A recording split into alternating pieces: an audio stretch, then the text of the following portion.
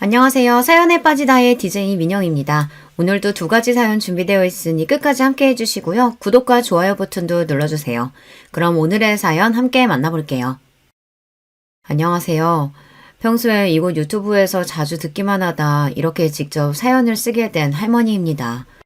요즘 인생은 60부터라며 젊다고는 하지만 손주가 있으니 그저 할머니로 자신을 칭하고 싶네요. 우리 구독자님들은 내 집에서 가장 아끼는 공간이 있을까요? 피치 못할 사정으로 1년 정도 잠시 비우기는 했지만요. 우리 부부가 처음 마련한 집에서 전 무려 30년 동안 살고 있답니다. 내가 사랑하는 가족과의 추억이 서린 곳이라 아마 죽을 때까지 여기에 머물지 않을까 싶어요. 다른 집에는 크고 멋진 TV가 자리한 거실 벽면이 우리 집은 좀 다르답니다. 벽면 가득 채운 큰 그림이 있는데 이는 바로 생전에 남편이 그린 작품이죠. 그림을 그릴 때 보았던 남편의 모습이 지금도 선명합니다. 여보, 그 그림에 우리 가족의 모습을 담는 건가요? 지금 내가 느끼는 행복감과 미래에 대한 희망을 이 그림에 담을 거야. 많은 시간이 흐르더라도 우리 가족에 대한 마음은 이 그림 속에서 영원할 테니까. 그의 말은 옳았습니다. 남편이 떠나고 수십 년이 지났지만 그림을 보면 그때처럼 뭉클하고 행복한 감정이 드니까요. 이런 예술가 남편을 어떻게 만나느냐고요. 고등학교를 졸업하자마자 전 독립하고자 했습니다. 친아버지가 일찍 돌아가시고 3년 뒤 새아버지가 그 자리를 채웠던 친정집은 가시덤불과도 같은 곳이지 저에겐 집이 아니었어요. 그래서 가출에 가까운 독립을 선언하고 집을 떠나 이모님이 사시는 인천으로 오게 됐습니다. 이모가 내어주신 옥탑방 한 칸을 집으로 삼고 돈 벌러 공장에 나가보았어요. 공장에 다니는 갓 어린 여자애가 하루 10시간 근무 뒤에 하루의 고단함을 풀 것이 뭐가 있겠어요. 아저씨들처럼 술을 마신다거나 함께 얘기 나눌 친구나 가족도 없었으니까요. 대신 전 극장에 가서 영화 보는 것이 유일한 취미였습니다. 그렇게 일주일에 한 번 이상 극장을 다니다 보니 의외로 친해진 사람이 있었어요. 극장 간판 그림을 그리는 아저씨인데 학생처럼 앳된 아가씨가 뺀질나게 극장에 다니는 모습에 호기심이 생겼던지 말을 걸기 시작했습니다. 게다가 참 잘생긴 아저씨 얼굴이 좋았던 저도 같이 얘기하고 어울리다 보니 어느덧 부부의 연까지 맺게 되었죠. 남편과 결혼하고 부평에 신혼집을 월세로 시작해서 살았어요. 당시는 호황기 시절로 극장은 많은데 간판 그리는 화가는 두세 명뿐이라 무척 바쁘게 남편은 일했어요. 저도 공장을 그만두고 아들 하나를 낳으며 집에서 살림을 했죠. 원래 남편은 자기 작품을 그리는 화가가 되고 싶었지만 생계를 꾸려나가기 위해 극장 간판쟁이가 될 수밖에 없었다네요. 극장에 내걸리는 그림 말고 진짜 내 그림들을 모아 죽기 전에 전시회라도 열고 싶다. 아직은 좀처럼 엄두가 나지 않지만 언젠가는 할 수 있겠지. 하지만 내 남편은 안타깝게도 화가로서의 꿈을 채 펼쳐보지도 못한 채 세상을 뜨고 말았습니다. 누런 얼굴색에 극심한 피로를 호소하던 사람이 병원에서 검사를 해보니 간에 암이 자라고 있다고, 이제 손을 쓸 수 없다고. 투병 생활 끝에 남편은 40이라는 젊은 나이에 우리 가족을 떠나고 말았습니다. 이제 저와 초등학생이던 아들만 남았을 뿐이죠. 당장 생계가 급했던 저는 친한 동네 언니의 소개로 전화교환원, 콜센터 일로 입에 풀칠을 할 수 있었습니다. 앉아서 더울 때는 시원하고 추울 때는 따뜻한 데서 일하는 사무직이라고 좋아했는데 정신적으로 아주 고된 일이었어요. 얼굴도 모르는 사람들로부터 이유 없이 욕설을 듣고 때로는 성희롱까지 당해야 했기에 아들을 키워낸다는 집념으로 버텼습니다. 일이 힘든 건 괜찮았는데 내 아들의 느닷없는 고집으로 마음이 더욱 고달팠어요. 남편처럼 미술에 소질이 보이던 아이는 갑자기 공부하겠다며 그림을 접겠다는 거예요. 전 아버지처럼 살 순 없어요. 지금 엄마가 이렇게 고생하시는 것도 다 가난 때문인데 제가 성공하는 것만이 우리 집 가난을 끊어내는 일이니까요. 하지만 넌 아버지처럼 화가가 되고 싶다고 누구보다 그림을 사랑하는 아이였잖니. 돈 때문이라면 걱정 마라. 엄마가 어떻게든 너 하나 공부 못 시키겠니? 그래서 싫어요. 나 때문에 고생하고 사는 엄마 보는 제 마음 모르시죠? 엄마만 보면 한없이 미안하고 내 자신이 짐처럼 여겨진다고요. 말리지 마세요. 저는 미술 버릴 겁니다. 내 자랑 같아서 지금 해와 말씀이지만요. 우리 남편 피를 물려받아서 아들은 키도 훤칠하고 신성일 뺨치게 잘생긴 사내예요. 그런데다가 머리 똑똑하고 인내심 강한 친구라 그런지 중2부터 미술을 포기하고 뒤늦게 학교 공부를 하더니 결국 반에서 1등을 하는 우등생이 되었습니다. 제 아들이라서 하는 말이 아니라 마음 먹은 것은 해내고야 마는 집념을 가진 아이였죠. 어떻게 이렇게 대단한 녀석이 내 배에서 태어났을꼬. 혼자 아들 키우며 사는 인생이 쉽지 않았어도 아들 잘 커가는 걸 보는 낙으로 힘내서 살아갈 수 있었습니다. 그렇지만 우리 집 사정에 영양가 있는 음식을 넉넉하게 애한테 해주지 못했던 것이 늘 마음에 걸립니다. 다 큰 지금도 아들이 감기에 잘 걸리는 편인데요. 애가 기침만 해대도 그것이 다 제대로 못 먹인 내 탓인 것만 같아서 미안하기만 해요. 역경을 극복한 내 아들은 대학을 나와 자격증 시험을 보더니 공인회계사게 되어 드디어 출세의 반열에 오르기 시작했습니다. 네가 고생해서 번 첫 월급을 이 엄마한테 다 주면 어쩌니. 성공한 아들로 이렇게 해보고 싶어서 평생 공부만 하고 살아가는걸요. 엄마 고생은 이제 끝났어요. 이제 아들이 주는 생활비 받으면서 편하게 사세요. 여러분도 아시겠지만 자식이 잘 커준 것만으로도 부모가 받을 효도는 다 받은 것 아니겠습니까? 뭐 아쉽다고 자식에게 돈이나 타 쓰는 사람이 되려 하겠나요? 내가 자가로 사는 집 한 채 있겠다. 나 먹고 살 만큼 버는 직업 있겠다. 이 엄마를 그런 비굴한 인생 살게 하지 마라. 나 아직 젊다. 너 좋은 직장까지 구했으니 이제 결혼해서 손주나 안겨주면 엄마는 바라는 게 아무것도 없어. 아들은 제 말에 배시시 웃으면서 이래 대답했어요. 저 사실 만나고 있는 아가씨 있어요. 조만간 인사드리러 올게요. 제 할 일만 열심히 하고 사느라 연애나 제대로 해봤을까 싶은 새님인 줄 알았는데 우리 아들도 남들 하는 거 다 하면서 살았던 모양이에요. 제 주변에는 자식들 비혼으로 골머리 썩는다는데 전 환갑도 되기 전에 며느리를 보게 생겼습니다. 아들 말대로 얼마 뒤 예비 며느리를 처음 만나 얼굴도 보고 이런저런 궁금한 이야기를 나눌 수 있었어요. 몸 건강해 보이고 대학 나와 건실한 회사에 다니고 있는 좋은 아가씨였죠. 그런데 마음 한구석 찜찜한 것이 대화를 나눠보니 뭐랄까요. 친정집에서 과보로 자란 여식처럼 보였습니다. 제 나이 30이 되도록 독립해 본 적이 없이 집에서만 살았고요. 선우 씨 만나기 전까지 제대로 된 연애 해본 적도 없습니다. 나 옛날 사람이긴 해도 결혼 전에 연애 좀 했다고 타박할 일 아니니 애써 감추지 않아도 돼요. 여자친구 말이 맞아요. 나랑 연애할 때도 9시만 되면 언제 들어오냐는 장모님 독촉 때문에 일찍 집에 보내야 했으니까요. 완전 마마골이라니까요. 이렇게 아들은 장난 섞인 볼멘 소리를 했는데 비단 이 일뿐만이 아니라 며느리 대학부터 직장까지 모든 일을 친정엄마가 정한 대로 따랐다더군요. 친정아버지가 교회 목사로 신앙심이 깊고 엄격한 집안에서 얌전히 자란 아가씨겠거니 좋게 생각했어요. 그래서 아들과의 결혼을 허락했습니다. 하지만 상견례를 나가보니 제 생각보다 더 심각한 집안이었어요. 상견례 자리에서 고개만 빳빳하게 들고 있던 안사돈은 첫인상부터 꽝이었습니다. 뭐가 그리 못마땅한지 잔뜩 굳은 표정으로 우리와 바깥사돈이 나누는 이야기에 대꾸도 안 하고 흥하고 이렇게 콧방귀만 끼고요. 한참을 그러고 있더니 처음 입을 열고 한다는 말이 이랬습니다. 내 모든 것을 바치고 키워낸 보물 같은 딸입니다. 이 아이가요. 전 그 옛날 시절 이화여대 졸업하고 일본 동경 유학까지 갔던 촉만 받는 인재였어요. 그런데 이 남편을 만나서 뜻을 펼치지 못하고 결혼해서 눌러앉아 버렸지만요. 내 못다한 꿈 딸이 이뤄주길 바랬는데. 어찌됐든 내 딸은 여느 집 자식들과 다르니 이 점 똑똑히 알아두세요. 신령하기로 소문난 무속인에게 최고의 기를 받아서 사주부터가 특별한 애예요. 내 계획하에 잘 가다가 어찌 코가 잘못 깨어서 이리 시집 보내게 되었네요.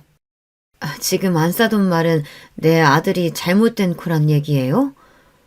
뭐 그저 말이 그렇단 얘기지 딱히 김서방 욕을 한 건 아니에요. 여러분 같으면 이런 여자랑 화기애애하게 대화를 이어갈 수 있으시겠어요? 이렇게 첫 단추부터 어긋나 버렸으니 그 뒤부터 무례한 안싸돈이 하는 말 하나하나가 몸서리치게 싫었어요. 그 옆에 내도 나랑 같았는지 결혼 이후로 가족 모임이 있을 때면 은근히 나를 따돌리고 우리 애들을 자기네하고만 지내려고 온갖 술수를 쓰더라고요. 나도 말을 함부로 내뱉는 안싸돈과 함께하는 자리는 불편해서 멀리하고 지냈습니다. 하지만 결혼 준비하면서 아들은 부쩍 안싸돈과 며느리와 부딪히는 일이 많아졌는데요. 한 번은 아들이 혼수 가전을 보고 와서 짜증이 난다며 저에게 얘기한 적이 있습니다. 같이 간 장모님께서 우리 쓸 가전이니 너희가 알아서 결정하라고 하셨거든요. 그런데 막상 우리가 대형 TV랑 냉장고 등 정해서 알려드리니 갑자기 기분이 상하신 거예요. 우리에게 실망했다면서 돌연 집에 가시겠다고 하더군요. 같이 식사라도 하자며 잡았지만 영 불편한 기색이셔서 하는 수 없이 집까지 모셔다 드리고 돌아왔어요. 그리고 그 일로 와이프와 싸웠고요. 그 뒤로도 장모님 모시고 몇 번 같이 다녀봤는데 그럴 때마다 우리 부부가 계속 싸우게 되더라고요. 장모님은 말도 안 되는 이유로 와이프를 쥐잡듯이 몰아세우셔서 참 곤란해요. 늘 절 존중하고 키운 엄마와 장모는 달라도 너무 달라요. 와이프가 아무리 항변해도 결국은 죄송하다고 머리 숙여야 끝이 나더군요. 아들 말을 들으니 마음 같아서는 이 결혼을 무르고 싶었지만 저도 아들도 그럴 용기까지 내지는 못했네요. 우여곡절 끝에 아들 결혼식 잘 마치고 하와이로 신혼여행까지 다녀왔습니다. 아들 부부는 별일 없이 잘 사는가 보다 하고 지내고 있었는데 오랜만에 집에 찾아온 아들의 얼굴은 말이 아니었습니다. 갓 결혼한 새신랑 얼굴이 왜 그렇게 어둡니? 뭐 새아기랑 싸웠어? 표정을 살피며 슬쩍 물어보니 아들이 한다는 얘기가 결혼하자마자 장모님한테 정 떨어져서 정말 너희 장모 성격이 보통 센 거 아니라는 거 나도 알지만 얘야 그래도 너희 아내가 들으면 어쩌려고 장모한테 그렇게까지 말해야 쓰겠니? 엄마 제 말 좀 들어보세요. 신혼여행 떠나기 전에 장모님이 우리 집 가구 하나 골랐다면서 와이프한테 사진을 찍어 보냈는데요. 와이프가 가구 디자인이 우리 스타일이 아니라고 괜찮다고 답장했어요. 그 말에 또 마음 상한 장모님 때문에 신혼여행 떠나는 날 아침까지 기분 풀어드리느라 진땀을 뺐다니까요. 왜 그런다니? 아무리 기분이 언짢아도 그렇지 애들 신혼여행으로 외국 떠나는 날까지 꼭 그렇게 하셔야 했다니? 도대체 어른답지가 못하구나 너희 장모라는 사람. 기분 좋게 신혼여행 떠나야 할 아들이 거기 가서 진땀 뺐을 생각을 하니 안 싸더니 원망스러웠습니다. 그뿐인 줄 아세요? 신혼여행 다녀와서는 집들이 빨리 해야 한다고 처가 식구를 집에 초대했어요. 그런데 우리 집에서 잠까지 자고 갔어요. 요즘 같은 세상에 신혼집에서 1박을 하다니 도무지 상식적으로 이해되지 않지만 사위고 남편인데 군말 없이 최선을 다해서 잘 모셨죠. 그래 잘했다. 그런데 또 네 장모가 뭐라고 했니? 우리 부부끼리 요리도 같이 해서 식사 한상 제대로 차렸어요. 다른 식구들은 다 맛있게 잘 먹는데 장모님 혼자 음식 타박해서 고생한 보람도 없었죠.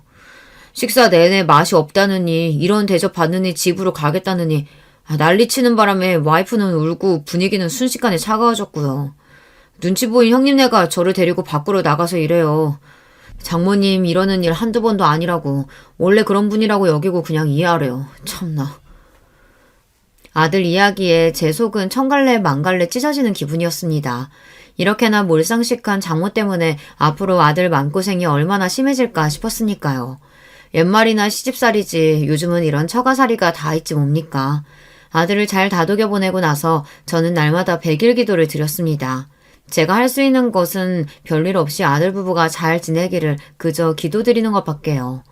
그렇게 마음 졸이고 살다가 한 번은 아들이 우리 집에 늦은 저녁에 갑자기 찾아와서 배고프다는 겁니다. 저녁밥을 허겁지겁 먹고 있는 아들의 모습을 보니 안쓰러운 마음이 들었어요. 우리 아들은 특히나 공복을 못 참아서 때가 되면 꼭 밥을 먹어야 하는 아이예요. 그러니 남자애라도 저 스스로 간단한 찌개며 요리도 할 줄 안답니다. 그런데 지금까지 밥도 못 먹고 있다는 건 이건 필시 무슨 일이 생긴 것이죠. 누룽지 물을 끓여 아들에게 주면서 이유를 물었습니다. 밤 늦은 시각이 되도록 저녁 식사도 안 하고서 집에 무슨 일 있는 거니? 우걱우걱 콩나물을 씹던 아들은 오늘 저녁에 있었던 일을 털어놓으며 분통을 터뜨렸습니다. 오늘 어버이날 기념행사로 장인어른 장모님 모시고 식당에 다녀왔어요. 가는 길에 아내가 용돈을 장모님한테 먼저 드렸던 모양이에요. 장모님은 결혼 초부터 이상한 주장을 해왔는데 우리가 드리는 용돈은 장인어른과 같이 주지 말고 두 분 각각 해달라는 거예요. 그런데 오늘은 아내가 깜빡하고 봉투 하나로 드렸는데요. 그걸 보신 장모님이 버럭 화를 내시는 거예요. 너 엄마 말을 개똥으로 알아듣니? 아빠 엄마 따로 용돈 주라고 했어 안 했어? 내 품에서 자라온 딸이 그런 실수를 할 리는 없고 김서방 자네가 그러자고 한 건가? 별 대수롭지도 않은 일이라며 장인어른이 그만하라고 말리는데도 식당 사람들이 다 쳐다볼 만큼 우리한테 불효한다고 몰아세우더라고요. 너무 창피하고 내가 왜 이런 일을 당해야 하는지 모르겠어서 그대로 자리를 박차고 나와버렸어요. 저런, 아니 안사도는 자식들 훈계를 조용조용 이르면 될 것을 사람 많은 데서 뭐 그렇게 성내고 그런다니? 제 말이요. 더 기가 막힌 일은 뭔 줄 아세요? 화가 나서 차에 돌아와서 앉아있는데 뒤따라온 아내가 저에게 뭐라고 하는 거예요. 엄마가 저렇게 화나셨으면 바로 사과드리고 사근사근 대하면 금방 풀리실 텐데 저까지 나가버려서 분위기가 험악해졌다고 제 탓을 했어요. 자기 엄마 잘못인데도 제 잘못이라는 아내도 장모님만큼 어이없는 사람이더군요.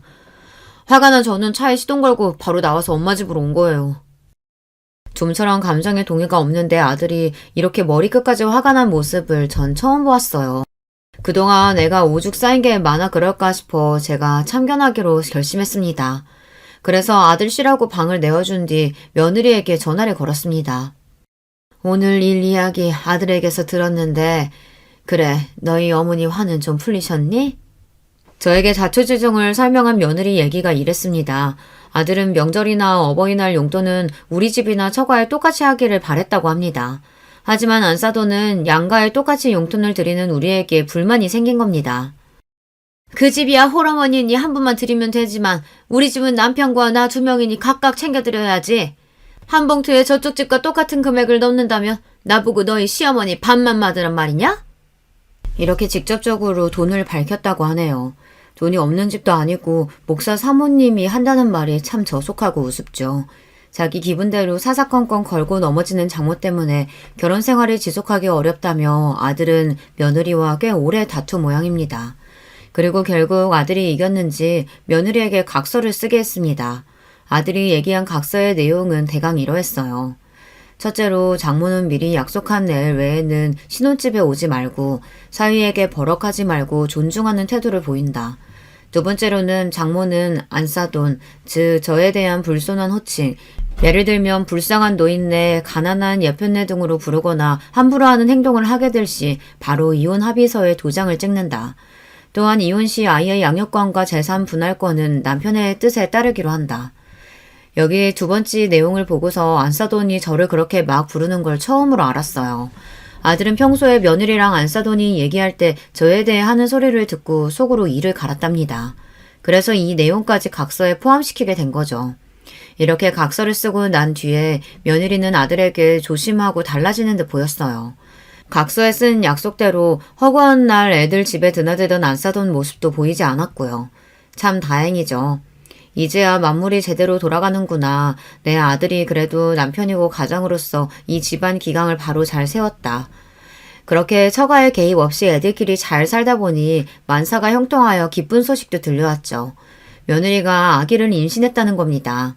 이듬해 겨울에 전 아주 예쁘고 건강한 손자를 안아볼 수 있었죠. 엄마, 손주가 그렇게 좋으세요? 그럼 이 귀여운 놈을 안고 있자니 정주영도 부럽지 않을 만큼 좋구나. 새아가야, 아이 낳느라 고생 많았다. 여기 축하금 넣었으니 이걸로 너 좋아하는 거 많이 사 먹어. 어머님 감사합니다. 그런데 좀 이르긴 하지만 어머니께 부탁드리고 싶은 말씀이 있어요. 제가 사정상 출산휴가 3개월 뒤에는 회사에 복직해야 하는데요. 어린이집에 이 젖먹이를 맡길 수도 없고 봐줄 사람이 어머니 말고는 없네요. 그랬구나. 내가 그 생각까진 못했어. 워낙 너희 친정과 가깝게 지내서 안사돈이 당연히 손주 봐주겠거니 했지. 그러게요. 뭐 장모님은 허리가 안 좋아서 아이를 돌볼 수 없다나 뭐라나. 어떻게 하겠어요. 엄마가 괜찮으시다면 지금 사시는 집 처분하고 더 넓은 집으로 이사가서 아예 합치면 어떨까요? 손주야 너무 예쁘고 내 힘으로 자식들을 도울 수 있는 것은 좋지만 그렇다고 해도 합가는 섣불리 결정할 일이 아닌 것 같아 일단 고사했습니다. 난 너희 어릴 때부터 추억이 남아있는 이 집이 좋은데 여기엔 너 요만할 때 키진답시고 연필로 표시해둔 벽도 있고 이곳저곳 돌아가신 아버지 손때가 남은 집 아니니 아무래도 난 이 집을 팔 수는 없겠구나. 그럼 이렇게 하시면 어떻겠어요? 어머님 댁이 낡긴 했어도 조금 수리하면 지하철역이랑 가깝고 세입자가 들어올 수 있을 거예요. 차라리 전세를 놓고 그 전세금을 저희 집에 보태서 넓은 데로 이사를 가시죠.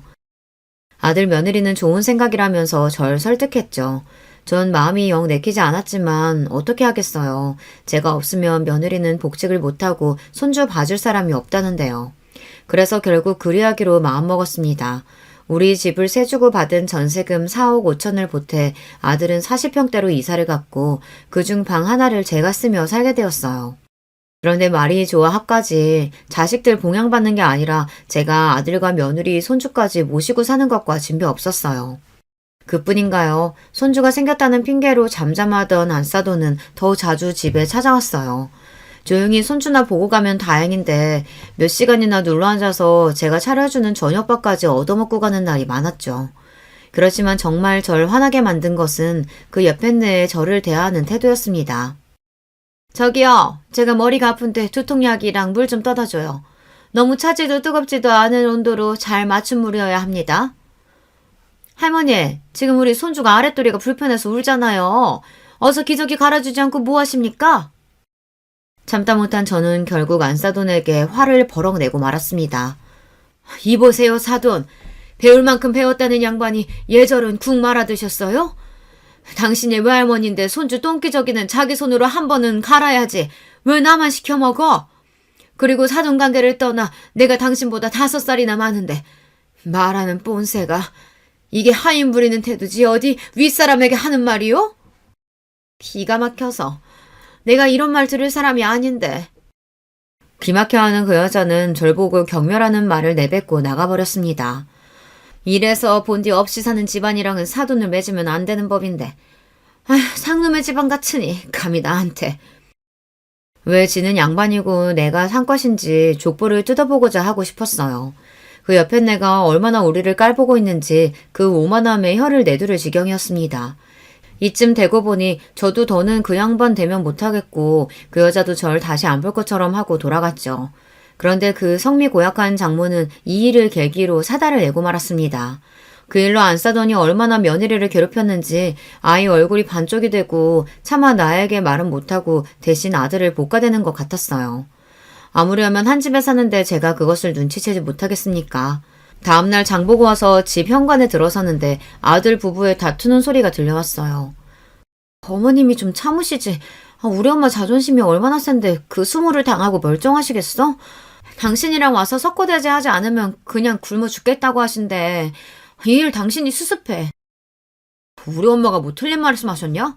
그동안 장모님이 나한테 까다롭게 구시는 건 그래 윗사람이니 이해한다 치자.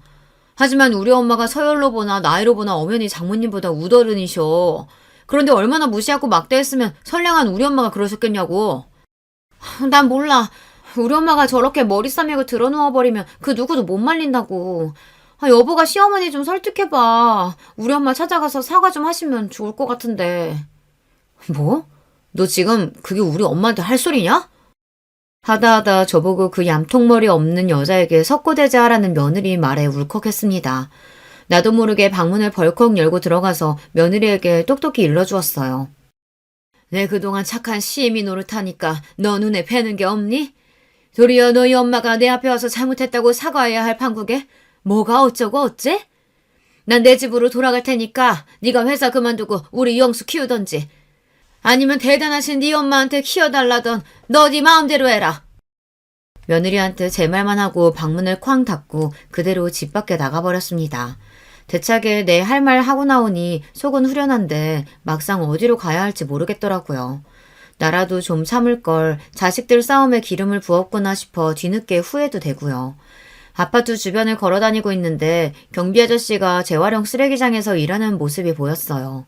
어제가 재활용 쓰레기 배출하는 날이었는데 엉망으로 내놓은 사람들 때문에 다시 분류하는 일을 아저씨 혼자서 하는 모습이 힘겨워 보였죠. 마침 갈 때도 할 일도 없는 저는 팔섬에 걷어붙이고 아저씨 일을 도와드렸습니다. 아이고 어르신 그냥 두세요. 다 제가 할 일입니다. 내가 사는 곳 일인데 누가 하면 어때요. 수많은 사람들이 닭장처럼 다닥다닥 붙어서 사니 쓰레기가 이렇게 산처럼 나오네요. 내가 사는 동네에서는 한독주택이라 이런 광경 처음 봅니다. 함께 분리 작업을 마치고 나니 경비는 날 화단이 있는 정자로 데려가 커피 한 잔을 주고 옆에 앉았습니다. 아들이 절 찾는 전화가 왔지만 아직 마음이 불편해서 전화를 받지 않았어요. 그래도 아드님 참 반듯하게 잘 키우셨습니다. 제가 봐도 며느님보다는 아드님이 아까워 보여요. 저 듣기 좋으라고 하시는 말씀인 거 알지만 기분은 좋네요.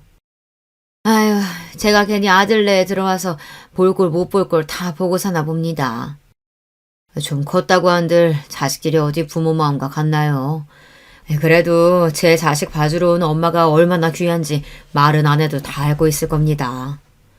이렇게 경비 아저씨와 몇 마디 주고받다가 엉덩이를 털고 일어나서 집에 들어갔어요. 제가 한 가출은 고작 1시간 남짓이었지만 아들 내외는 그동안 말을 잘 풀었는지 분위기가 좀 나아졌더래요. 그리고 이 일로 안사도는 제가 집에 있는 동안 절대 오지 않았습니다. 제가 가끔 이모집이나 친구를 만나러 외출하는 동안 도둑고양이처럼 슬쩍 왔다가 가는 눈치였지만 저도 모르는 척 지냈죠. 이렇게 쭉 서로 간격을 두고 살았으면 좋았겠지만 묵어있던 갈등은 어느 날 화산처럼 폭발하고 말았습니다. 아침 잠자리에서 일어나는데 벌써 몸이 욱신욱신한 것이 몸살이 온 것 같았어요. 겨우 몸 추스르고 애들 아침밥 먹이고 손주 어린이집 보내고 나서 그대로 요에 누워 깊은 잠에 빠져버렸습니다. 얼마나 지났을까 며느리가 다급히 절 깨우는 소리에 억지로 일어났죠. 어머니 좀 일어나 보세요. 원래 오늘 익선동에 외출하신다고 하지 않았어요? 왜 아직 집에 계신 거예요? 그래. 모임 있었는데 내 몸이 좋지 않아 취소하고 누웠다. 아직도 몸이 욱신거리는 게 영 시원치가 않아. 더 자야겠다. 며느리는 울먹거리며 제게 사정하듯 얘기했어요. 제가 오늘 휴가라 미리 친정 식구들하고 집에서 보기로 약속했단 말이에요. 지금 우리 엄마가 지하주차장에 거의 다 왔다고 하시는데 이를 어째요? 어머니께서 아직 집에 계신 걸 알면 크게 난리 부르실 거라고요. 어머니 5시간만 밖에서 시간 좀 때우다가 들어오세요. 제발요. 며느리 사정은 알겠지만 몸이 안 좋은 제가 당장 나갈 생각이 들지 않더군요. 얘야, 내가 여기 말고 갈 데가 어디 있다고 그러냐? 그냥 오늘 친정 식구 만남 취소하고 다른 날 모이자고 하려무나. 그러자 며느리는 막무가내로 저를 현관으로 밀었고 외투와 핸드폰을 쥐어주고서 밖으로 밀쳤습니다. 당황한 저는 얼떨결에 슬리퍼만 신고서 문 밖에 내쳐지고 말았어요. 아무리 문을 두드리고 얘기해봤자 괘씸한 며느리는 꼼짝도 하지 않았죠. 굳건히 닫혀있는 문을 보며 어쩔 수 없이 저는 어디론가 가야만 했습니다. 어디를 가야 하나? 여기 어디 찜질방이 있나? 깊은 한숨을 쉬고 엘리베이터 버튼을 누르고 기다리는데 삐리릭 하는 소리를 내며 앞집 현관문이 열렸습니다. 아들네 앞집 아줌마가 집에서 나와 마주치게 된 거예요. 어머, 안녕하세요. 애보ля 집안일 하려 많이 힘드시죠? 연세도 좀 있으실 텐데요. 네, 애 봐주는 일이 다 그렇죠 뭐. 그저 손주가 이쁜 낙으로 참고 하는 일이죠. 네? 예상 밖이라는 듯 앞집 아줌마는 제 말을 듣고 깜짝 놀라는 것이었습니다. 아이고, 제가 오해할 뻔했네요. 친할머니셨구나. 그 집에 뺀질나게 드나드는 외할머니가 무슨 노인네라며 어르신을 부르고 함부로 대하길래 아이 봐주는 이모님이신 줄 알았어요. 제가 실수했네요. 죄송해요. 그 말을 듣는데 제 얼굴이 덩달아 화끈거릴 만큼 민망했습니다. 당황한 앞집 아줌마는 엘리베이터에서 내리자마자 내게 공손하게 인사하고 도망치듯 가버렸습니다. 안사돈이 나에 대해 뭐라고 하고 다녔는지 안 봐도 뻔하네. 모르는 사람들이 저렇게 오해할 정도로 그 집 모녀가 얼마나 나를 하찮게 대했으면. 서러움과 자괴감이 물밀듯 몰려와 목이 메었어요. 이런 마음으로 어딜 가지도 못하고 그저 아파트 경비실 앞 벤치에 앉아서 한참을 울었습니다. 제가 손수건으로 눈물을 찍어내고 있으려니 경비 아저씨가 다가오더군요. 천사모 어르신, 오늘도 속상한 일이 있으셨나 봐요. 여기 요구르트 좀 드세요. 감사하다고 입은 움직였지만 울고 있던 얼굴이 창피해서 고개도 들지 못하고 주신 요구르트를 받아들었어요. 그런데 경비원은 자리를 뜨지 않고 그대로 제 옆에 앉아 담배 한 대를 태우더군요. 아저씨도 일이 많아 힘드신가 봐요. 길지 않은 인생 살면서 쉬었던 날이 하루도 없었지만 요즘 같아서는 마음이 참 애리네요.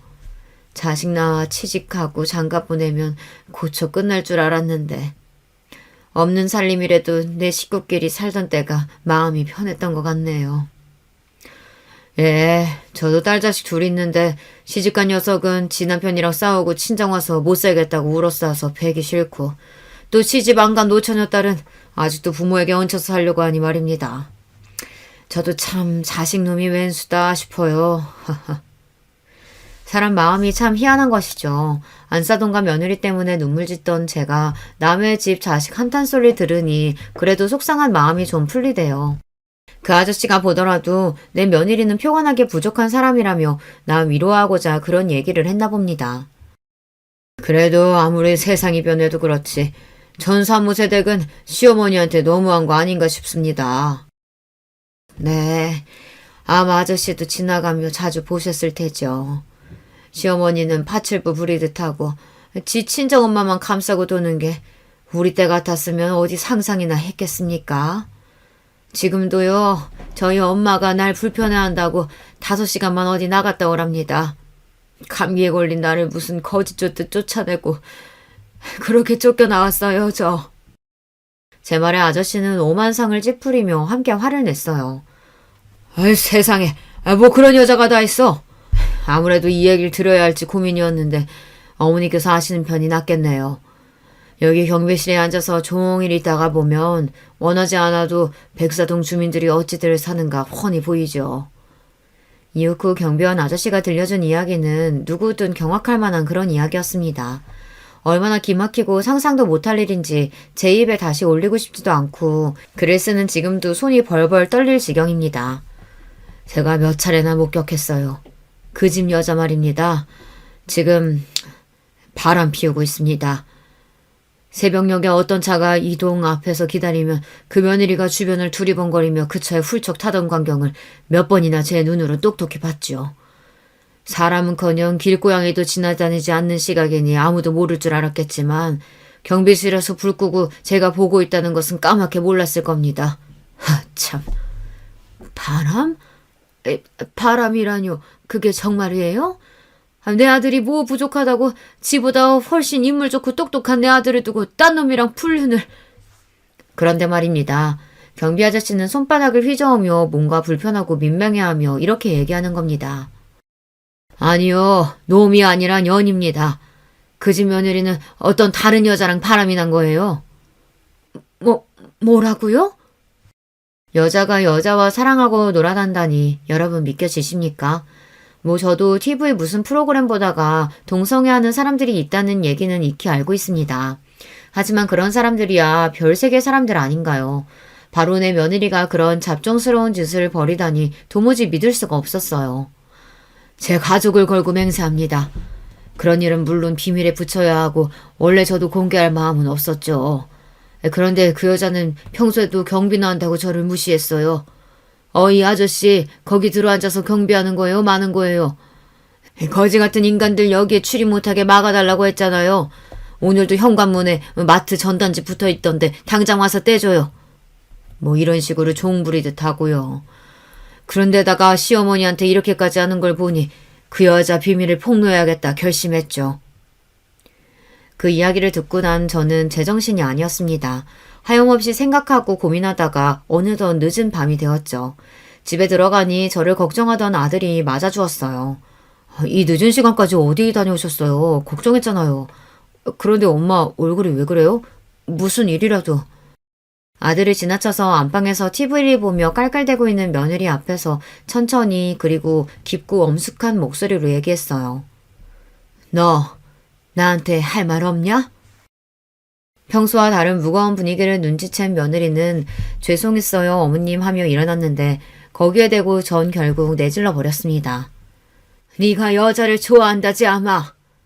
제 말에 며느리는 사색이 되고 말았습니다.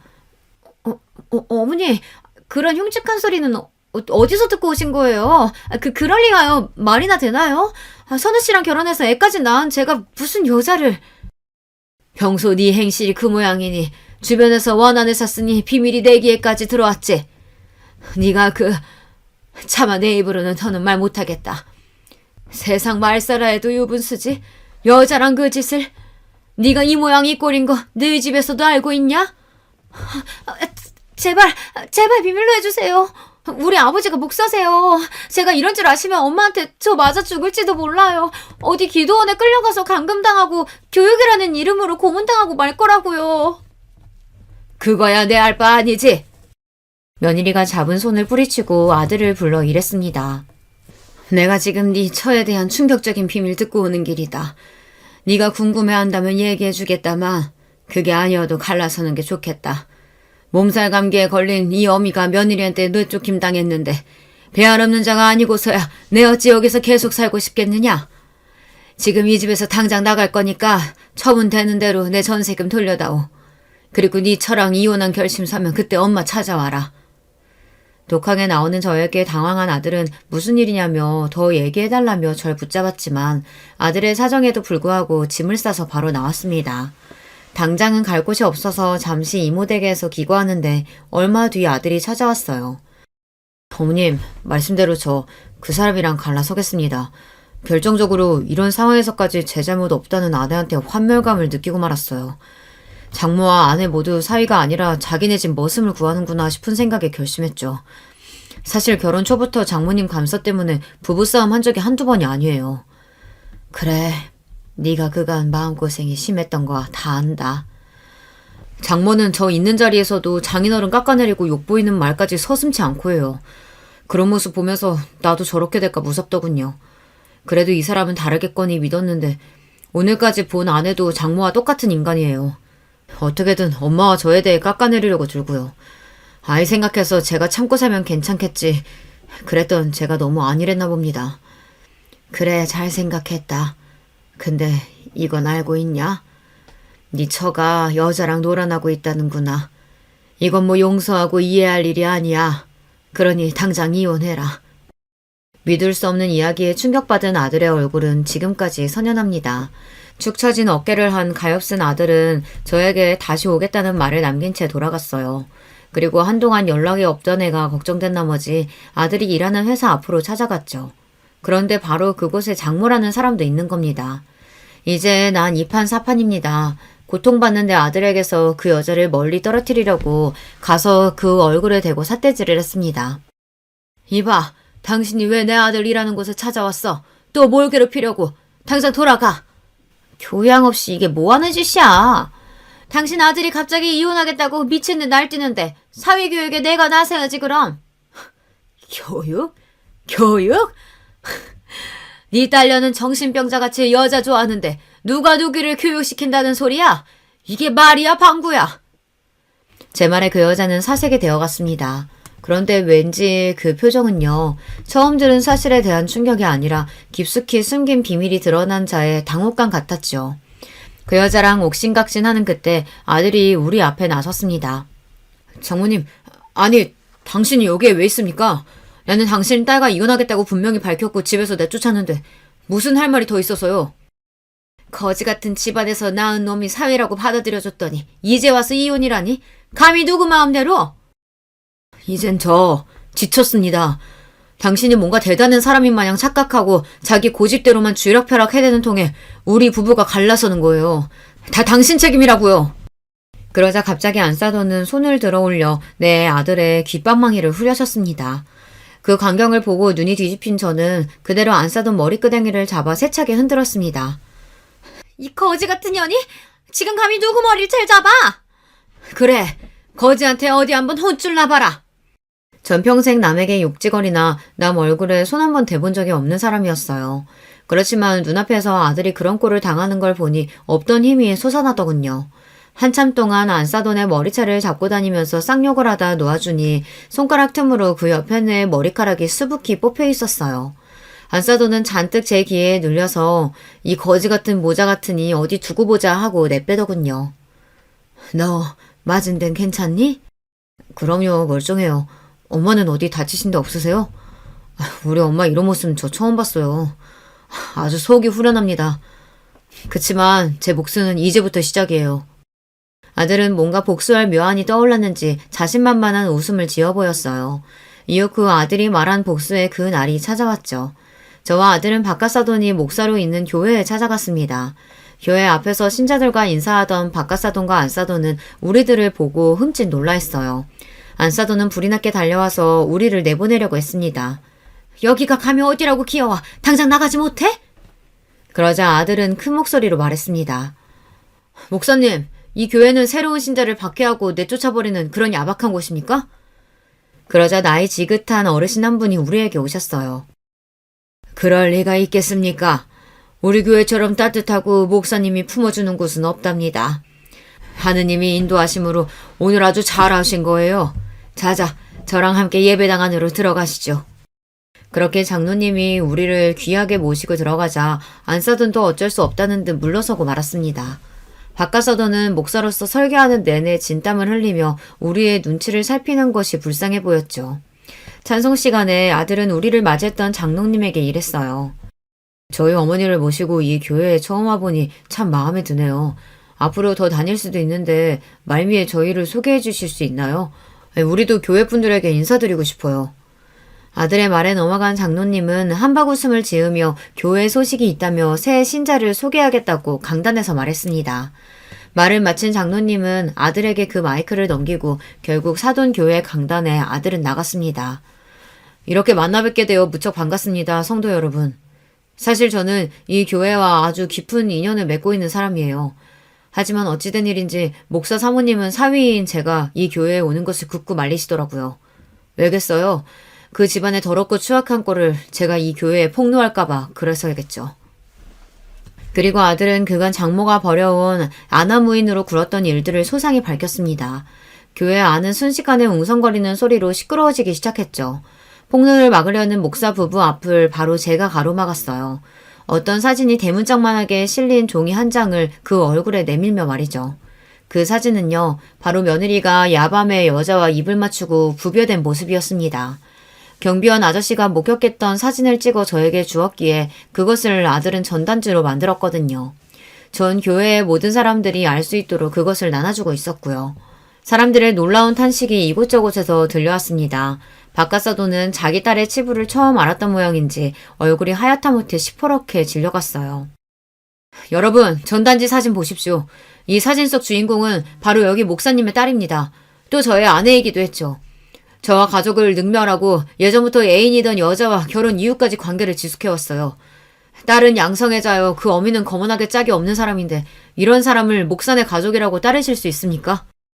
핵폭탄급 폭로에 박가사도는 의식을 잃고 쓰러지는 실신을 하고 말았어요.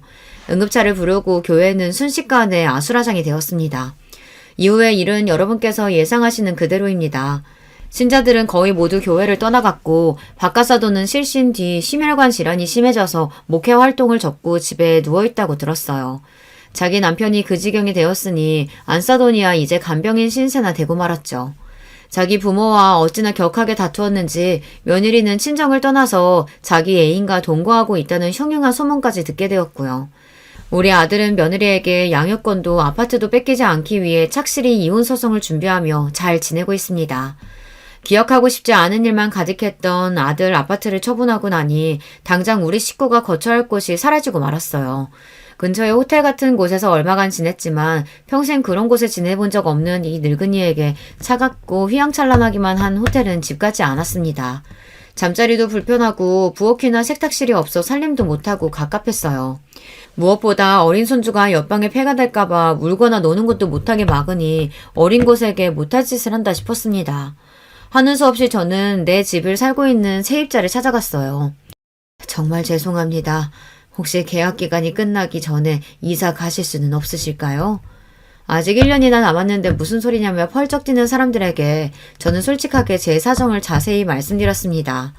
제 이야기에 마음을 움직인 젊은 세입자 부부는 제 말을 들어주기로 했습니다. 그리고 저는 고마운 마음에 이사비를 드리겠다고 하고 잘 마무리 지었죠. 이런 우여곡절 끝에 내 소중한 집에 다시 들어올 수 있었어요. 지금 아들 손주랑 우리 집에 아픈 데 없이 잘 살고 있어요. 아들이 원하는 방향으로 며느리와 이혼을 매듭짓고 나니 훨씬 얼굴이 편안해 보였습니다. 그리고 아들 방에는 어느 틈엔가 캔버스와 유화 물감 등이 채워지더니 집에 있는 틈틈이 그림을 그리기 시작한 것이죠. 엄마, 저 다시 붓 잡게 되었어요. 여러 해 겪으면서 제게 소중한 것들에 집중하는 것이 중요하다는 걸 깨우쳤거든요. 내 아들, 엄마, 그리고 그림이요. 저 사실 그림에 대한 마음 접은 적은 없었거든요. 아주 잘 결심했구나. 생전에 아빠가 너 5살 때 그림 보고 하셨던 말씀 기억나니? 그럼요. 그때 생생히 기억해요. 네 그림 보면 조선시대 이암 선생의 목연도가 떠오르는구나. 어미 등 뒤에 누워 포근한 잠에 빠져든 강아지의 모습까지 너무나 평화롭고 사랑스러워 보여. 이렇게 가족애가 절실히 와닿는 표현력이 뛰어난 그림은 처음이라며 극찬하셨던 거 말이죠. 맞아. 기억하는구나. 우리가 인생의 우여곡절 끝에 돌아 왔지만 건강한 육신이 있고 가족으로 함께하니 이제라도 욕심을 내려놓고 네가 하고 싶은 걸 해라. 우리 손주는 이 어미가 힘 닿는 데까지 잘 보살펴 줄 테니. 진심으로 아들의 자신이 원하는 일을 하는 것을 축하하고 지지해 주었습니다. 화근이었던 며느리와 그 사돈네와 마주칠 일이 없으니 인생이 한결 편해지고 이렇게 사연을 써보기도 하네요. 만약에 여기에서 제 글을 뽑아주시면 저는 물론이고 우리 가족도 같이 기뻐할 것 같아요. 물론 어린 손자는 나중에 커서 이해할 나이가 되면 그때 제 어미에 대한 이야기를 들려주어야 하겠지만 말이에요. 글쟁이가 아닌 사람이라 여러모로 많이 부족했을 텐데 지금까지 제 사연을 들어주신 여러분 감사드립니다. 알 수 없는 인생길에서 어떤 고난이 오더라도 용기 갖고 가족과 함께 이겨내시길 바랍니다. 모두 평안하고 행복하세요. 안녕하세요. 저는 집안 모처에 사는 40대 아이 둘 엄마입니다. 남편은 직장 때문에 서울에서 주말마다 왔다 갔다 하고 있고 저도 직장 생활하랴 애 키우랴 정신없이 인생을 살다 보니 어느새 아이가 중학교에 갈 나이가 되었네요.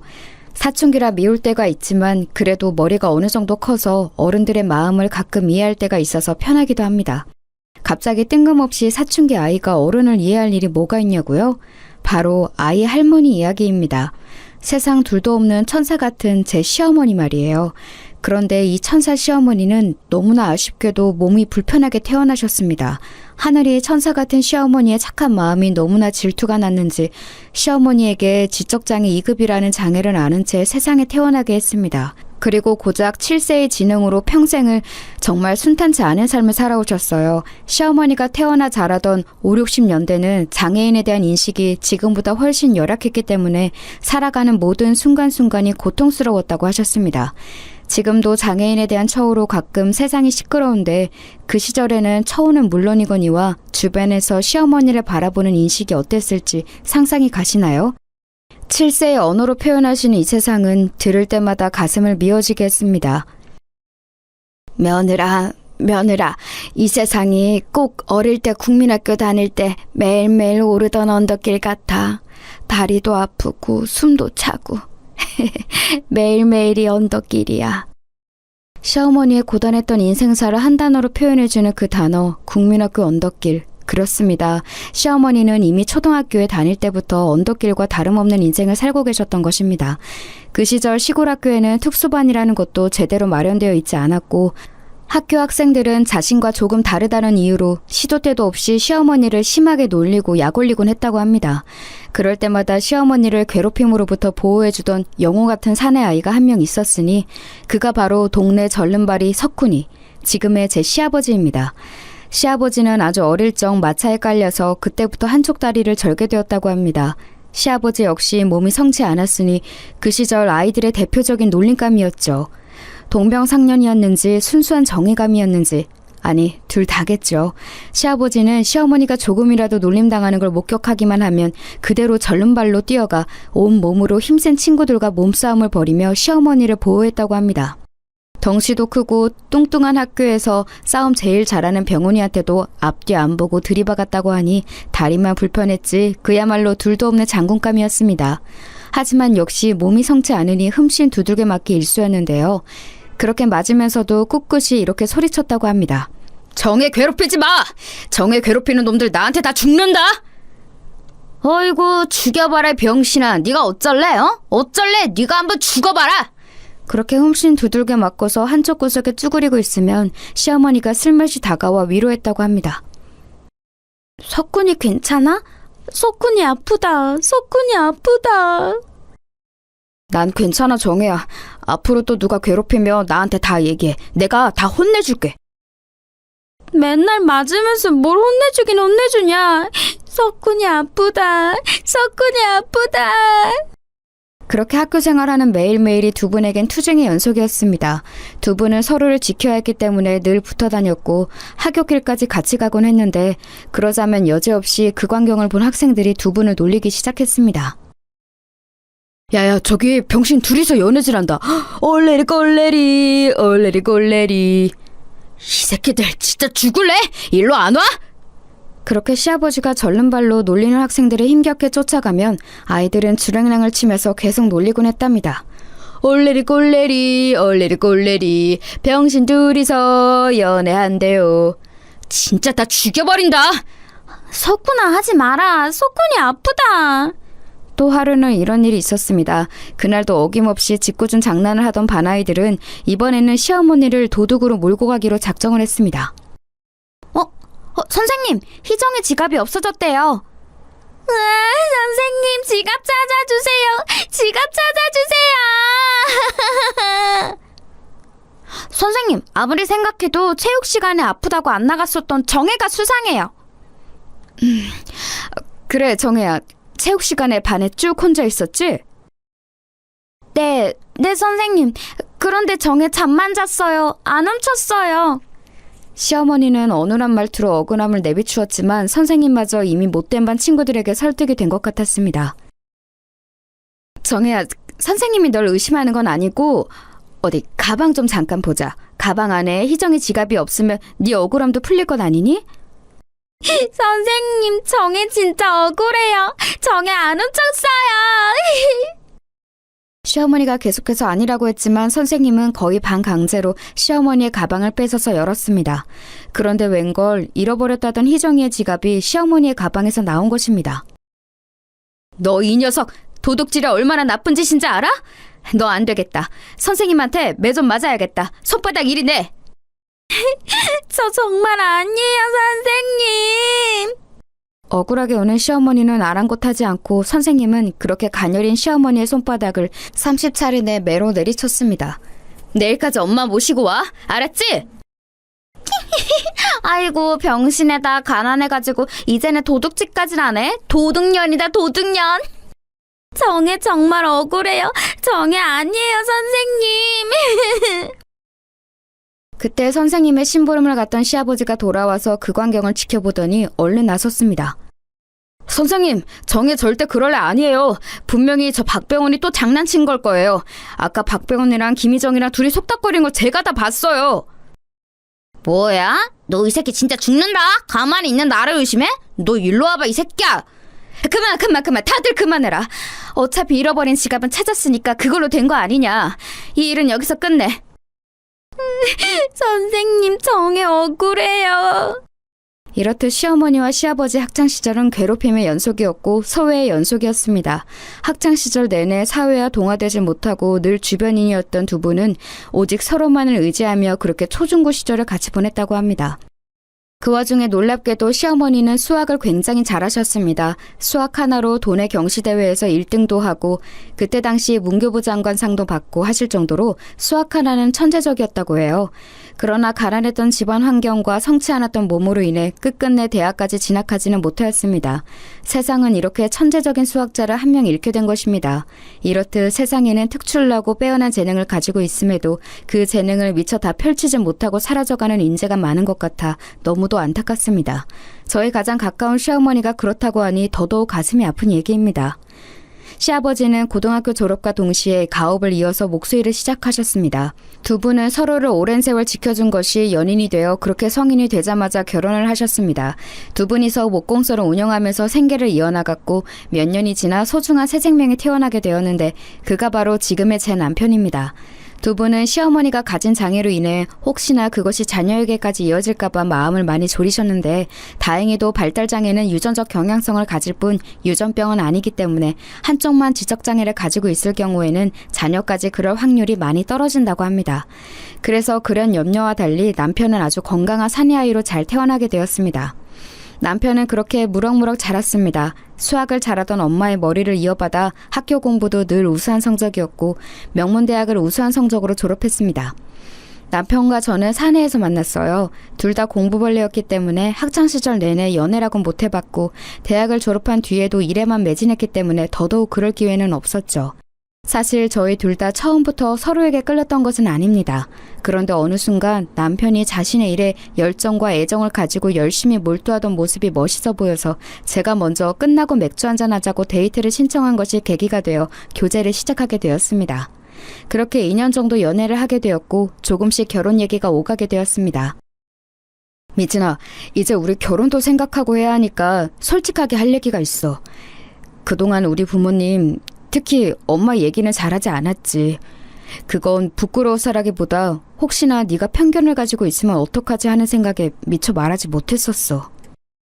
그렇게 조심스레 꺼내준 시어머니 이야기를 시작으로 앞서 설명드렸던 시부모님의 역사와 남편의 탄생 얘기까지의 거대한 가족사를 듣게 되었습니다. 저는 그런 남편의 가족사를 듣게 되니까 오히려 남편이 더 좋아졌습니다. 그리고 세상의 편견에 맞서 두 분의 삶을 꿋꿋하게 살아오신 시부모님이 존경스럽기까지 했습니다. 이런 가정에서 자란 사람이라면 믿고 남은 삶을 함께해도 되겠다고 생각했습니다. 오빠, 나는 편견은커녕 오히려 오빠와 아버님, 어머님이 자랑스러운걸. 두 분이서 이겨낸 이 세상, 우리도 앞으로 부부로서 함께 잘 이겨내보자. 그렇게 양가와 친구들의 많은 축복 속에 저희는 부부의 연을 맺게 되었습니다. 결혼을 하던 날 시어머니는 제 손을 꼭 붙잡고 하염없이 우셨습니다. 며느라, 며느라, 고마워. 정말 고마워. 내 딸애라, 내 딸. 미진이 내 딸이다, 내 딸. 꼭 붙잡은 두 손으로 전해져 오는 지나온 시어머님의 인생사가 느껴져서 저도 같이 한참을 울었습니다. 감사해요, 어머니. 저희 앞으로 잘 살게요. 결혼 이후 시어머님이 어찌나 잘해주시는지 정말 황송할 지경이었습니다. 저희 신혼집은 퇴근하면 늘 깨끗하게 청소가 되어 있었습니다. 그것도 일부러 저희 신혼생활에 방해될까봐 제가 출근해 있는 동안 번개처럼 집안일을 해놓고 가셨던 것입니다. 남편은 서울에서 왔다 갔다 하느라 평일에는 집에 없는데도 불구하고 어머니는 제가 퇴근할 때쯤이면 어느새 집안을 싹 정리하시고 집에 돌아가신 뒤였습니다. 그리고 시시때때로 반찬이며 건강식이며 몸에 좋은 것들을 가져다 주셨습니다. 사랑이 가득 담긴 삐뚤빼뚤 글씨의 쪽지와 함께요. 며느라, 오늘도 일하느라 고생했지? 아침 미자 이모네 반찬 가게에서 새로 만든 메뉴랑 뱃속의 아기한테 좋은 영양제랑 같이 해서 놓고 갈게. 잊지 말고 챙겨 먹어. 고마워, 며느라. 이렇게 지극정성이시며 고마워해도 제가 고마워하는 게 맞는데 시어머니는 늘 제게 고맙다고 하셨습니다. 언제고 직접 밥을 해서 제게 먹이고 싶다고 하셨습니다. 불을 다루시기에는 조금 위험할 수 있어서 열심히 배우는 중이라고 하셨습니다. 정말 친부모님에게서도 받지 못한 시어머니의 지극정성에 저의 결혼 생활은 고된 업무 중에도 감동이 그칠 날이 없었습니다. 남편이 서울에서 직장 생활을 하느라 집안일을 돌볼 사람이 없어서 시어머니는 아마도 제게 더 신경을 써주셨던 것 같습니다. 더더군다나 아이까지 임신하게 되니까 시어머니는 거의 친엄마와 다름없이 저를 돌봐주셨습니다. 그 시절에는 임신한 여자가 직장 생활까지 병행하는 것이 참 녹록지 않았는데 그 모든 것이 가능했던 이유는 모두 시어머니의 도움 덕분이었습니다. 그렇게 주말은 사랑하는 남편과 시간을 보내고 주중에는 시어머니의 사랑을 듬뿍 받는 행복한 결혼 생활을 이어가고 있을 무렵 저희 부부에게도 소중한 생명이 찾아오게 되었습니다. 연년생으로 딸과 아들을 낳게 되었는데 정말 아이가 크는 속도는 빛의 속도보다 조금 못한 정도일 것 같아요. 품 안에 한 손에 들어오던 조그만 아기였던 녀석들이 어느새 쑥쑥 자라서 유치원도 가고 초등학교도 가고 하니 말이에요. 아이 키워보신 분들은 모두 공감하실 겁니다. 큰딸 아이가 입학하던 날 그 힘든 워킹맘 생활이 이제는 조금은 더 수월해지는 것 같아 한시름 놓았던 기억이 있네요. 그런데 그 아이가 초등학교에 입학하고 시간은 또 흘러서 어느덧 가을 운동회가 열린 무렵이 되었는데 그때 작은 사건이 하나 터졌습니다. 제가 일이 바빠서 참석을 못하게 되었고 남편 역시 주중에는 서울에 있으니 참석하기 어려운 것은 마찬가지였습니다. 어쩔 수 없이 시부모님께 부탁을 하려고 전화를 드렸는데 흔쾌히 와주시겠다고 하셨습니다. 그렇게 통화를 끊었는데 제 통화를 엿들은 딸아이가 슬며시 다가오더니 제게 말했습니다. 엄마, 운동회 날 할머니가 와? 엄마 아빠 다 시간이 안 되는데 할머니 할아버지가 대신 와주신다고 하니 천만 다행이야. 그런데 왜? 그게 그냥 오지 말라고 하면 안 돼? 친구들이 자꾸 놀려. 놀리다니? 그게 무슨 말이야? 친구들이 우리 할머니 바보라고 나도 똑같이 바보 될 거라고 맨날 놀려. 청천벽력 같은 이야기였습니다. 그게 무슨 소리야? 할머니 바보 아니고 너도 바보 안 될 거야. 어떤 녀석이 그런 못된 소리를 해? 딸아이에게서 들은 이야기는 놀라웠습니다. 딸아이 입학식 날 할머니 할아버지 다 참석을 하셨는데 그날 할머니가 다른 어른들과 다르게 조금 어눌하게 행동을 하자 그것을 보고 있던 반 아이들이 기억을 해두었다가 입학을 하자마자 놀리기 시작했다는 것입니다. 입학식으로부터 가을 운동회까지 반년안의 시간 동안 아이가 할머니 이야기로 놀림을 받았다는 게 너무나 화가 났습니다. 지영아, 잘 들어. 할머니는 몸이 불편하신 거지 바보가 아니야. 다른 누구보다도 너는 할머니 부끄러워하면 안 돼. 할머니가 얼마나 슬퍼하시겠니? 몰라. 그냥 할머니 오는 거 싫어. 오지 말라고 해. 대차게 울어대는 딸아이에게 할머니는 우리와 조금 다른 사람일 뿐 그 누구보다도 착하고 천사 같은 분이라는 걸 어떻게 이해시켜 주어야 할지 막막했습니다. 처음 해보는 엄마 노릇이 정말 힘들다는 걸 강력하게 실감했습니다. 8살 초등학생 아이에게 어떻게 장애에 대한 편견을 바로 잡아주어야 할지 미처 배우지 못했으니까요. 무엇보다 이 이야기를 시어머니께 어떻게 전달을 해야 할지가 가장 난감했습니다. 아이는 할머니 오는 거 싫다고 떼를 쓰지 이 이야기를 시어머니께 전달을 하자니 시어머니가 평생을 당해온 수모와 멸시를 제가 한 스푼 더 보태는 것과 다를 바 없지. 정말 울고 싶을 지경이었습니다. 그러던 중 천만다행인지 아니면 이걸 천만다행이라고 생각하는 것조차 천벌을 받을 일인지 마침 시부모님 가게에 발주 사고가 발생해서 물량을 예정 기일까지 맞추느라고 밤낮 없이 일하셔야 하는 상황이 발생했는데 그러다 보니 자연스럽게 아이 운동회에서는 시부모님도 못 가게 되는 상황이 발생했습니다.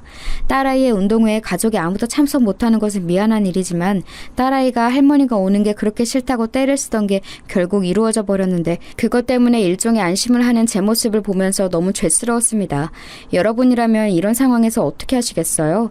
몸이 불편한 시어머니와 그걸 부끄러워하는 어린 딸아이 그리고 그걸 양쪽 다 잘 설명해야 하는 이 상황 말이에요. 이번 일은 그렇게 두루뭉실 넘어갔지만 앞으로 살면서 비슷한 일들이 여러 번 있을 텐데 그때마다 어떻게 해야 할지 미리부터 걱정되기 시작했습니다.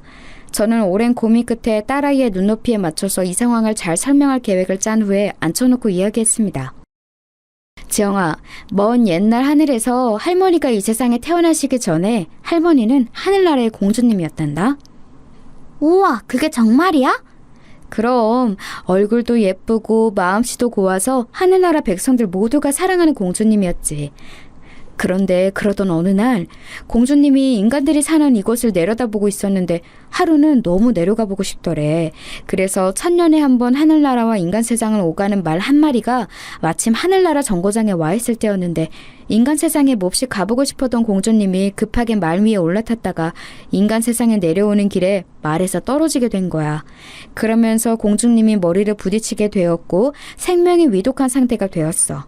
하늘님이 그런 공주를 보시고 안타깝게 여기셔서 공주님의 목숨을 살려주는 대신 인간 세상에 무한한 사랑을 전하고 오라는 명령을 내리셨어. 공주님은 그렇게 목숨을 구했지만 다친 머리로 인해 어린아이와 같은 지능을 가지게 된 거야. 그렇지만 하늘님의 바람대로 세상 누구보다도 착하고 고운 심성으로 지금까지도 그 사랑을 세상에 뿌리고 계셔. 할머니가 이 엄마랑 지영이 얼마나 이뻐하는지 지영이도 잘 알지? 응, 맞아. 할머니는 항상 천사같이 대해주셔. 그게 할머니가 하늘나라 공주님이어서 그랬구나. 우와! 그래, 그건 할머니가 본래 하늘나라의 천사이자 공주님이시기 때문이야.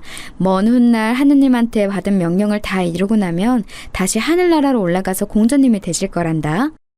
우와, 그럼 할머니는 바보가 아니라 공주님이었네. 바보들, 그런 것도 모르면서 놀리다니. 엄마, 나 이제부터 할머니 안 창피해. 할머니는 하늘나라 공주님인걸. 그럼 마찬가지로 하늘나라 공주님의 손녀딸인 우리 지영이도 공주님이지. 우와, 신난다. 나도 공주님이다. 아이가 장애에 대한 편견을 가지지 않게 최대한 잘 설명해보려 했었는데 다행히 그게 아이한테는 긍정적으로 전달이 된 것 같았습니다. 점점 자라면서 다시 할머니의 현실에 부딪히게 되겠지만 적어도 아이 마음에 할머니가 얼마나 좋은 분인지를 꼭 알게 해주고 싶었거든요. 그런데 신기하게도 그날 이후로는 할머니가 창피하다느니 할머니가 학교에 오는 게 싫다느니 하는 이야기를 입 밖에도 꺼내지 않았습니다. 나중에 커서 들은 얘기로는 그 이후로도 여지없이 아이들은 딸아이를 놀렸지만 그럴 때마다 딸아이는 그래, 마음껏 놀려. 니네가 아무리 놀려도 우리 할머니는 하늘나라 공주님이야. 부럽지? 부러우면 놀리지 말고 그냥 부럽다고 해. 라고 옹수했다네요. 제가 들려준 이 이야기가 어쩌면 아이에게는 주문 같은 마법이 되었나 봅니다. 지금도 딸아이의 할머니 핸드폰 번호가 공주님으로 되어 있으니까요. 그렇게 둘째 아이까지 할머니에 대해 편견을 가지지 않게 무던히도 애를 썼습니다. 아이들이 다행히 저의 교육 방향을 잘 따라와준 덕분에 할머니 못지않게 주변 이웃들에게 사랑을 전하는 성숙한 아이들로 잘 자라주고 있는 것 같아서 뿌듯합니다. 이렇게 아이들이 가질 수 있는 편견을 한꺼풀 걷어내고 나니 저희 집안에는 평안한 일만 가득할 것 같았습니다. 하지만 세상은 역시 천사 같은 시어머니를 가만히 내버려두지 않더군요. 결국엔 시어머니의 마음속에 큰 상처가 될 수 있는 일이 또 벌어지고 말았으니까요. 그 사건은 다음과 같습니다. 시어머니는 앞서 말씀드린 것처럼 장애에 대한 편견으로 학창시절 내내 고통을 받고 자라셨습니다. 그렇기에 친구라고는 동창이었던 시아버지가 거의 유일무이했었죠. 그러나 친구가 꼭 시아버지만 있었던 것은 아니었습니다. 시어머니는 학창시절 늘 반장을 했었고 전교 1등을 놓친 적 없었던 현숙이 이야기를 자주 했습니다. 시어머니를 편견 없이 잘 대해준 몇 안 되는 학창시절 친구 중 한 명이라면서요. 현숙이 아줌마 이야기를 할 때에는 항상 다시금 소녀의 미소를 짓곤 하셨습니다. 현숙이 보고 싶다. 현숙이 착하다. 현숙이 잘해줬다. 현숙이 아줌마는 수학을 유난히 잘했던 시어머니 곁에 항상 붙어 다니면서 수학에 관해서 많이 물어봤었고 그것이 계기가 되어 친하게 지내게 되었다고 합니다. 전교 1등이었음에도 불구하고 수학만 늘 시어머니가 앞서 나갔기에 오히려 현숙이 아줌마가 도움을 많이 받았다고 해요. 시어머니의 필기노트도 보여주고 현숙이 아줌마가 모르는 문제는 시어머니가 가르쳐주기도 하고 하면서요. 저는 시어머니를 통해 현숙이 아줌마의 이야기를 들을 때마다 한 번도 뵌 적 없는 분이지만 정말 감사하다는 생각을 했습니다. 언젠간 꼭 뵙고 싶다는 생각을 했어요. 그러던 어느 날이었습니다. 시어머니가 무슨 바람이 불었는지 고교 동창회를 가고 싶다고 하셨습니다. 아니 그게 무슨 말씀이세요 어머니? 고등학교 시절에 맨날 친구들이 놀리고 괴롭혔다고 그동안 동창회는 눈길도 안 주셨잖아요. 현숙이 보고 싶다. 더 늙으면 못 본다. 나도 이제 할머니다. 더 늙으면 못 본다. 시어머니의 말씀은 이랬습니다. 학창시절 자신을 괴롭힌 친구들만 수두룩했던 것도 사실이지만 나이가 이제 칠순이 다 되다 보니 꼭 보고 싶은 사람은 보고 살아야겠다는 생각이 들었는데 그중 한 명이 학창시절 자신을 편견 없이 대해주었던 현숙이라는 겁니다. 시어머니의 이런 마음이 이해가 가긴 했지만 한편으론 걱정이 되기도 했습니다. 그 동창회 자리에 시어머니를 괴롭혔던 친구들도 나올 텐데 또 상처를 받고 돌아오시는 건 아닐지 해서요. 그래도 굳고 가고 싶다고 말씀하시는 시어머니를 말릴 수는 없었습니다. 그렇게 물가에 아이 내놓은 심정으로 시어머니를 동창회에 보내드린 날 결국 우려하던 일이 터지고 말았습니다. 시어머니는 동창회에서 돌아오신 날 밤 펑펑 우시며 제게 말했습니다. 현숙이 밉다. 현숙이가 내가 제일 못 산다고 놀렸다. 거기 있는 애들 전부 다 나 못 산다고 놀렸다. 현숙이도 밉고 동창들도 다 밉다. 아니 어머님 그게 무슨 말씀이세요? 자세히 좀 말씀해보세요.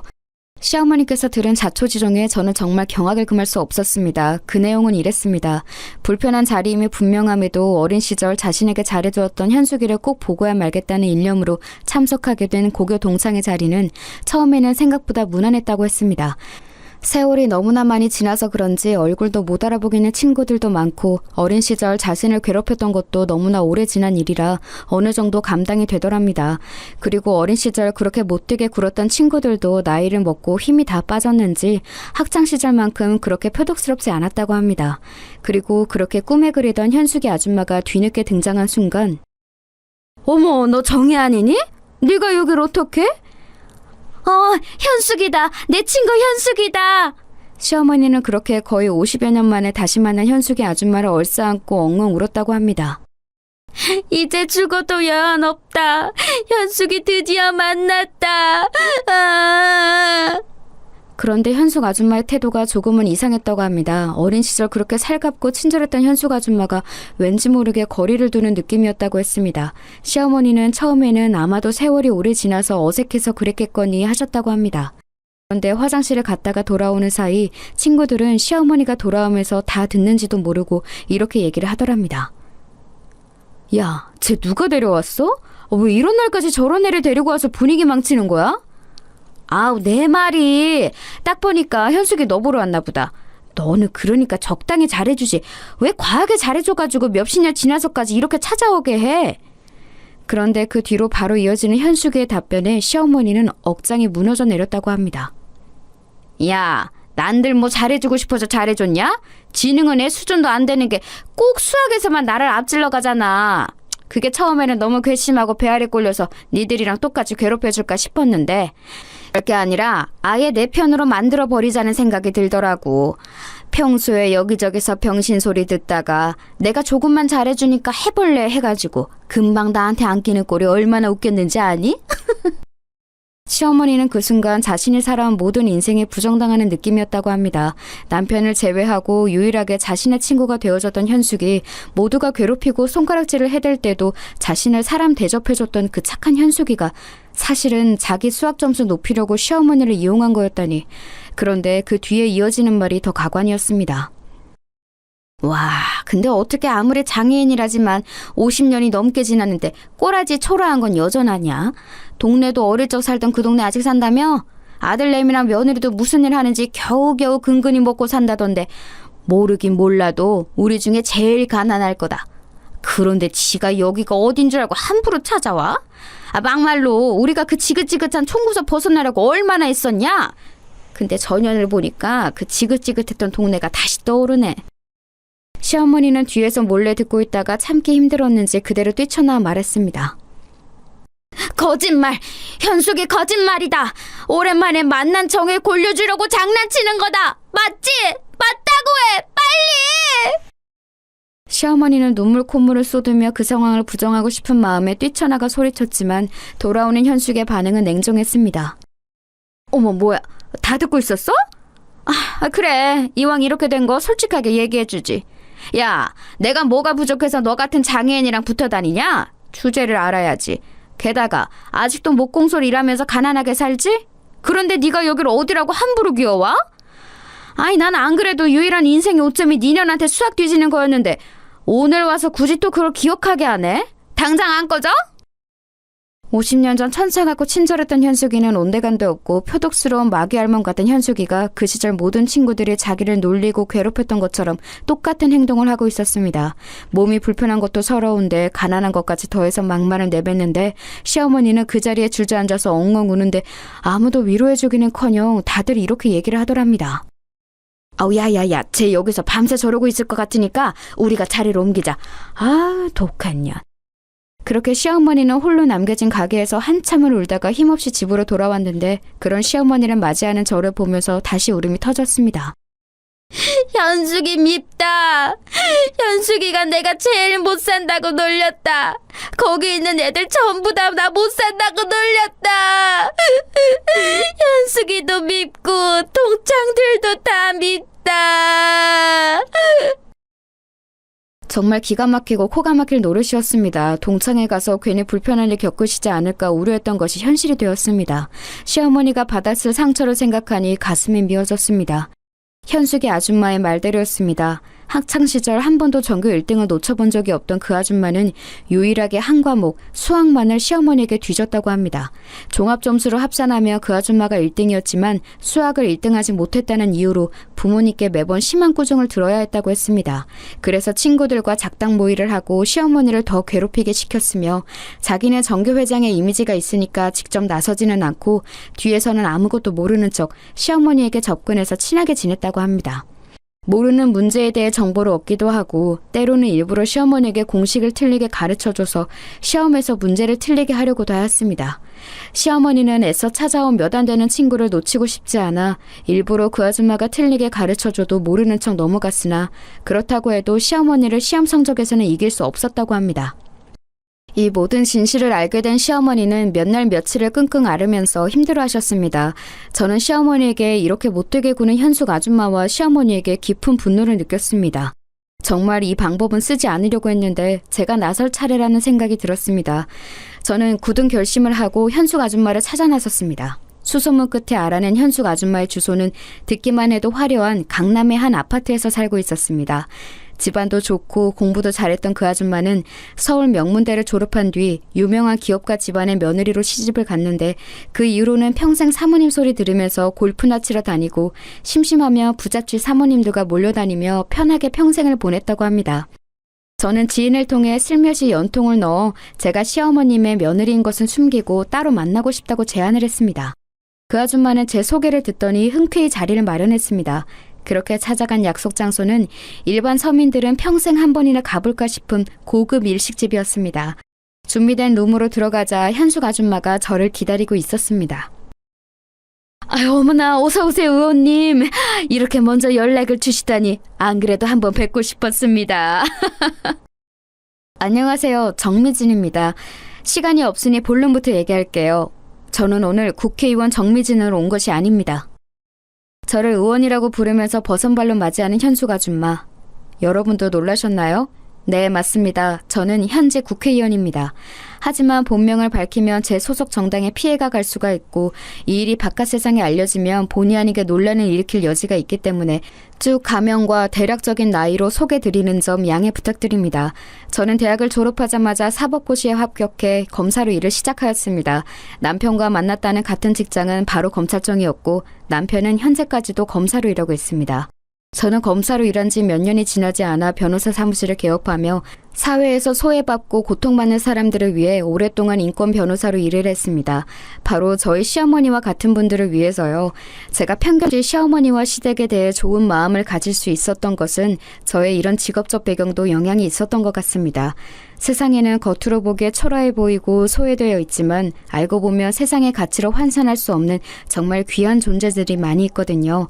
저는 순박하고 청렴한 남편을 통해 그리고 천사 같은 시부모님들을 통해 그것을 보았기 때문에 이 가족의 일원으로 흔쾌히 들어갈 결심을 할 수 있었던 것입니다. 그렇게 인권 변호사 일을 천직으로 생각하고 열심히 일하며 살아가고 있을 어느 때쯤 한 정당으로부터 입당 제의를 받게 되었습니다. 지금 제가 하는 인권 변호사 일은 소외받는 한 사람 한 사람에게 물고기를 잡아줄 수는 있지만 제가 국회로 진출해 좋은 법안들을 만들기 시작하면 그 소외받는 한 사람 한 사람이 스스로 물고기를 잡을 사회적 기반을 마련하는 일이라는 것이 저를 캐스팅한 의원님의 의견이었습니다.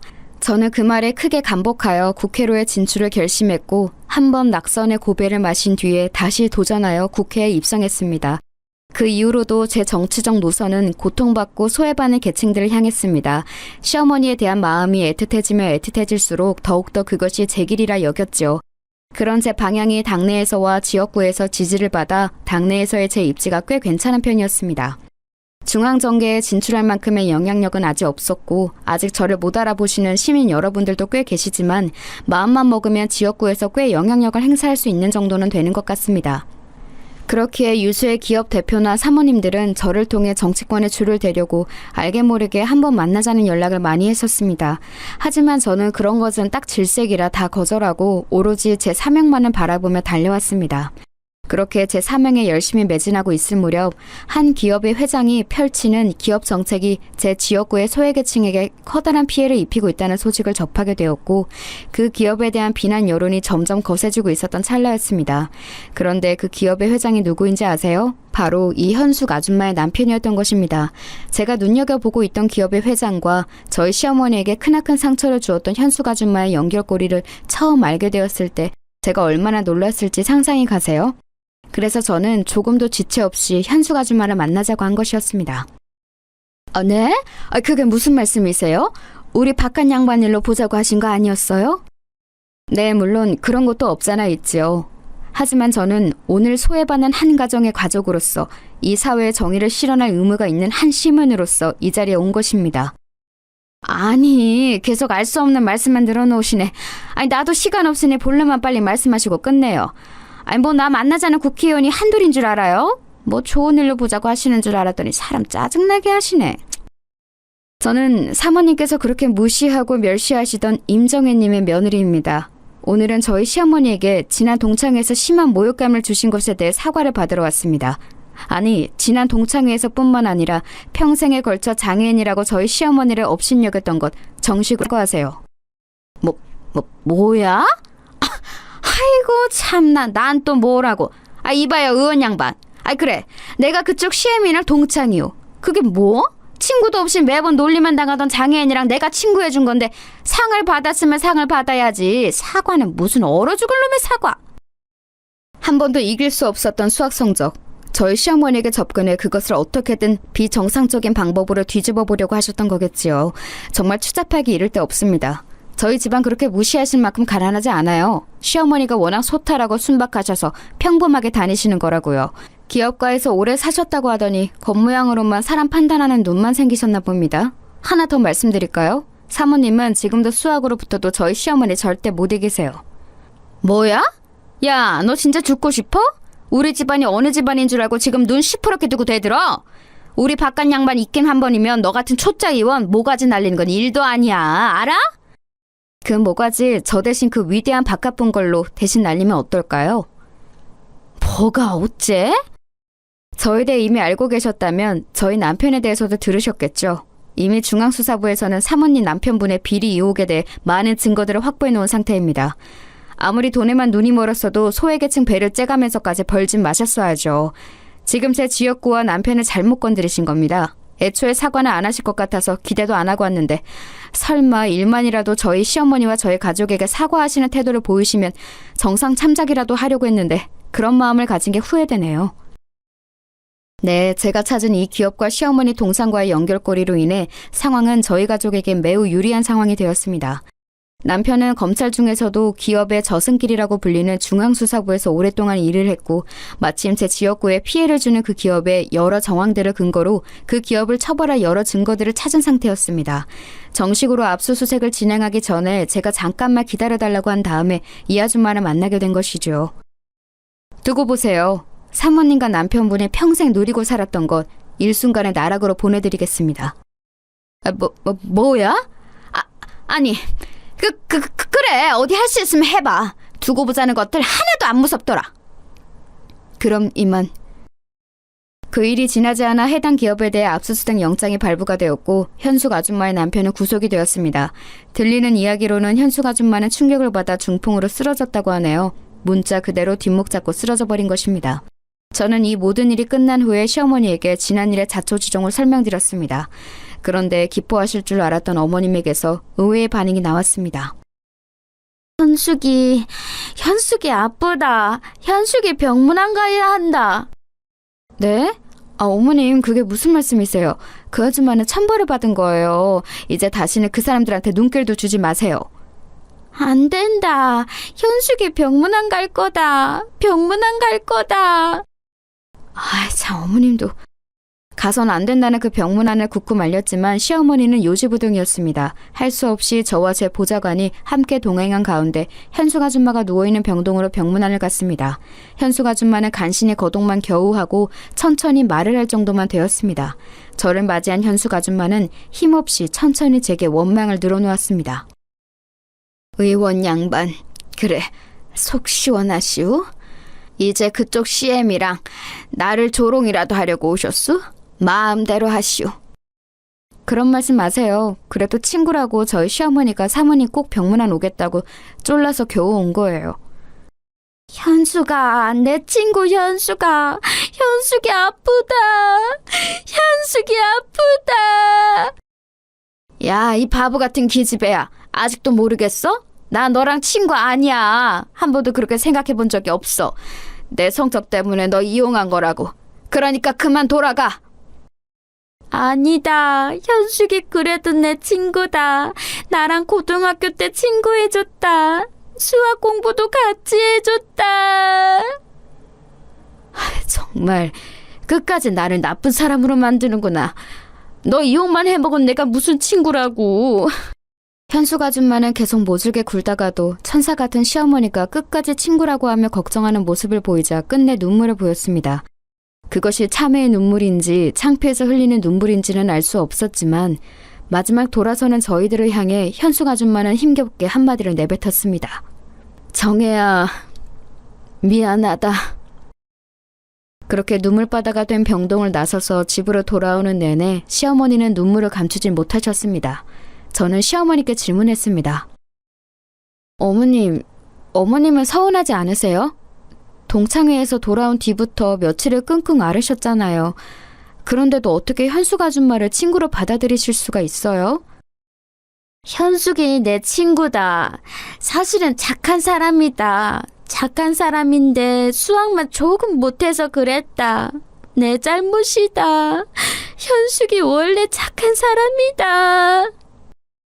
저는 시어머니가 그렇게 흐느끼는 모습을 보면서 다시 한번 가슴이 미어졌습니다. 원래 한없이 착하고 또 착한 사람은 바로 시어머니니까요. 아이에게 가짜로 들려준 세상에 많은 사랑을 전하라는 명령을 받고 온 하늘나라 공주님이 진짜 이야기인 것만 같았습니다. 세상에 이렇게 착한 사람이 또 있을까요? 저는 그렇게 시어머니를 부둥켜 안고 한참을 같이 울었습니다.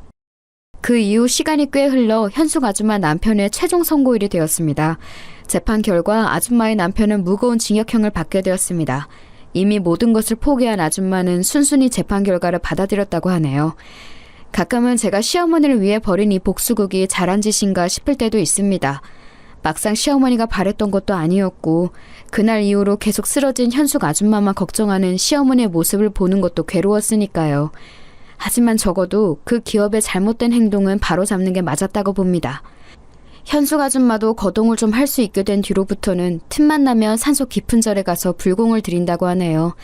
부디 바라옵기는 자신과 남편의 지난 과거를 깊이 참회하는 시간을 가지는 거였으면 좋겠습니다. 인간은 쉽게 변하지 않는다는 것을 알기에 그날 병문안을 갔을 때 보인 아줌마의 눈물이 악어의 눈물인지 참회의 눈물인지 아직도 헷갈리기만 합니다. 그래도 양심이 있었는지 재판이 진행되는 과정은 시어머니나 저희 남편에게 일절 따로 연락을 하지 않았습니다. 그러고 보면 진짜 반성을 하고 있는 게 맞는 것 같기도 해서 일면 안심이 되기도 합니다. 그래도 분명한 것은 현숙 아줌마는 평생에 자기만 생각해주는 저희 시어머니 같은 친구 한 명 얻었다는 것입니다. 아줌마의 남편이 구속되고 기업 이미지가 나락으로 치닫으니까 그동안 주변에 항상 북적였던 부잣집 사모님들이 싹 다 연락을 끊더래요. 남편을 구제해보고자 백방으로 법조인들이며 기업가 집안 사람들을 찾아다녔지만 전부 외면하더랍니다. 아마 아줌마는 그때 깨달았겠지요. 자기가 인생을 잘못 살았다는 것을요. 그리고 또 한 가지 깨달았을 겁니다. 이렇게 힘들 때 곁에 있을 친구 하나 없이 모두 자신을 떠나갔지만 정혜만은 내가 무슨 일이 생겨도 곁에 있을 거라는 것을요. 여러분은 인생을 살면서 저희 시어머니 같은 천사를 만나보신 적이 있나요? 있다면 그것은 여러분이 하늘님의 축복을 받은 사람들이란 증거입니다. 먼 훗날 시어머니가 하늘님 곁으로 돌아가실 때 여러분이 받았던 사랑이 또 씨앗이 되어 여러분의 주변에 한없이 끊임없이 퍼져 있을 것을 믿어 의심치 않습니다. 그리고 여담입니다만 시어머니 얘기하느라 미처 다 얘기하지 못한 시아버지 이야기를 다음번에는 꼭 한번 하고 싶네요. 이 시아버지 이야기도 정말 영화 한 편 쓸 수 있을 정도로 재미있거든요. 그것은 아쉽지만 다음 기회로 미루어야 할 것 같습니다. 오늘은 할머니를 무척 사랑하는 손주들이 할머니와 함께 바닷가를 놀러 가기로 한 날이거든요. 그래서 제 사연은 여기서 마무리해야겠네요. 그럼 모두 서로가 사랑하는 하루 보내세요.